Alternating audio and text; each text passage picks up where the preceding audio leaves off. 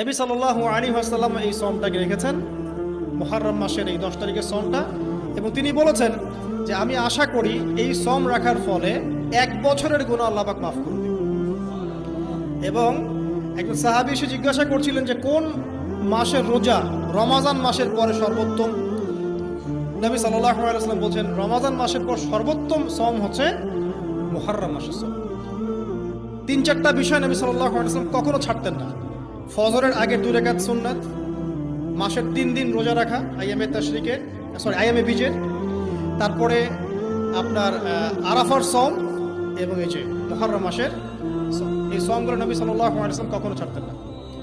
আরও এসেছে একটা বর্ণনা, আমি এটা পেয়েছি ফয়জুল কালামের মধ্যে, যে আশুরার সওম রাখার পাশাপাশি ওই দিন যদি আপনি পরিবার বর্গের উপর খরচ করেন, ইনশাআল্লাহ আপনাকে সারা বছর আল্লাহর পক্ষ থেকে রিজিকের প্রশস্ততা দেওয়া হবে।